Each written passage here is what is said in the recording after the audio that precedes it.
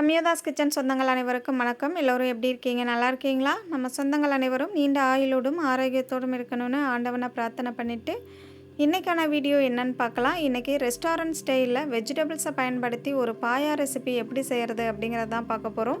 இது எல்லா வகையான tiffin item, even pulao, vegetable சாதத்துக்குமே ஒரு சூப்பரான காம்பினேஷன். இது பண்ணுறதுக்கு ஒரு கடாயில் 3லேருந்து 4 டேபிள் ஸ்பூன் அளவு ஆயில் சேர்த்துட்டு, ஒரு துண்டு பட்டை, 4 கிராம்பு, 2 ஏலக்காய், ஒரு ஸ்டார் அனீஸ், 3 பிரிஞ்சி இலை, ஒரு அரை டீஸ்பூன் சோம்பு சேர்த்து நல்லா இதை பொரிய விட்டுக்கோங்க. இது கூடவே 2 டேபிள் ஸ்பூன் அளவு பொட்டுக்கடலை, 1 டேபிள் ஸ்பூன் வேர்க்கடலை, 1 டேபிள் ஸ்பூன் முந்திரி, 3ஐயும் சேர்த்து நல்லா வறுத்துக்கோங்க. இதெல்லாம் சேர்க்கறதுனால இந்த வெஜிடபிள் பாயா நல்லா திக்காக சூப்பராக டேஸ்டியாக வரும். கண்டிப்பாக இந்த எல்லாமே சேர்த்துக்கோங்க. கூடவே காரத்துக்காக 2 பச்சை மிளகா, ஒரு கைப்பிடி போல் கொத்தமல்லி இலைகளையும் நல்லா ஒன்றும் பாதியமாக கட் பண்ணிவிட்டு சேர்த்துக்கோங்க. ஏன்னா இதை எல்லாமே நம்ம வதக்கிட்டு ஃபைன் பேஸ்ட்டாக அரைச்சி எடுக்க போகிறோம்.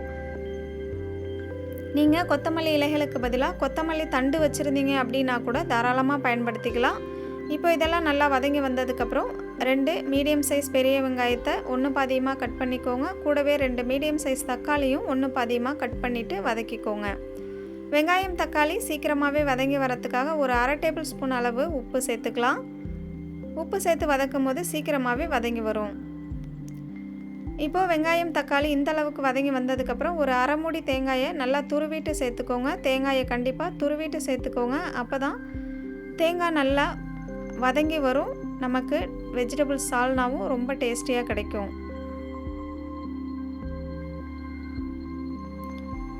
தேங்காயை நம்ம நல்லா வதக்கிற போது நல்ல வாசனையாகவும் ஆயில் பிரிஞ்சும் வரும். அதுக்காக தான் நம்ம இந்த ஸ்டெப்பை ஃபாலோ பண்ணிக்கிறோம். பாருங்கள், இந்த அளவுக்கு வதங்கி வந்ததுக்கப்புறம் ஸ்டவ்வை ஆஃப் பண்ணிவிட்டு இதை ஃபேன் கடியில் வச்சு நல்லா ஆற வச்சுக்கோங்க. முழுமையாக ஆறி வர கேப்பில் நம்ம சால்னா செய்ய ஸ்டார்ட் பண்ணிடலாம்.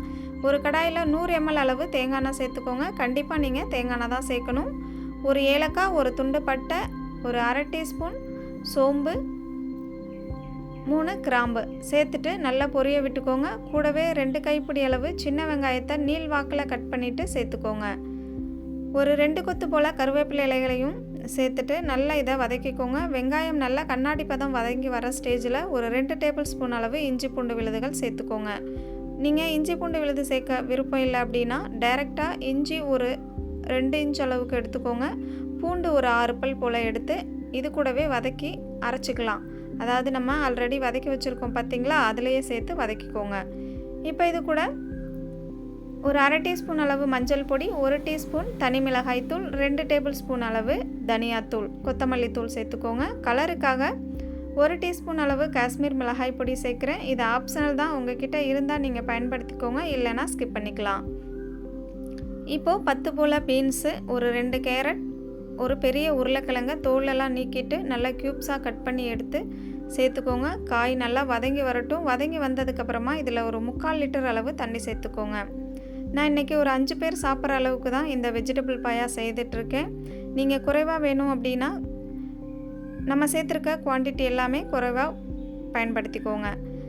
இப்போது நம்ம தண்ணி சேர்த்துருக்கோம் இல்லையா, அதுக்கு தகுந்த மாதிரி ஒரு அரை டேபிள் ஸ்பூன் அளவு உப்பு சேர்த்துட்டு நல்லா கலந்து விட்டுட்டு இதை வேக வச்சுக்கோங்க. காய் முழுமையாக வெந்ததுக்கப்புறமா நம்ம ஆல்ரெடி வதக்கி வச்சுருக்கிற வெங்காயம் தக்காளியை நல்லா ஃபைன் பேஸ்ட்டாக அரைச்சிட்டு சேர்த்துக்கோங்க.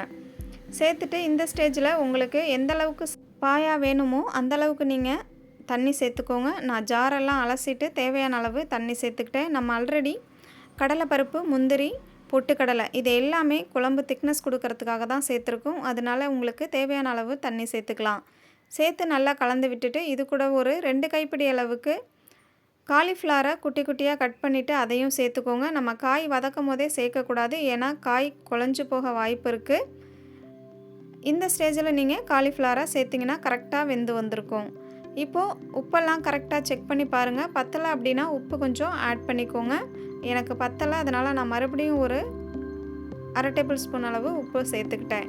இப்போ மூடி போட்டு மூடிட்டு ஒரு 15 மினிட்ஸுக்கு ஸ்டவ்வை லோ ஃப்ளேம்லேயே வச்சு நல்லா கொதிக்க வச்சுக்கோங்க. அப்போ தான் இந்த பாயா ரொம்ப ரொம்ப டேஸ்டியாக ரெடியாகி வரும்.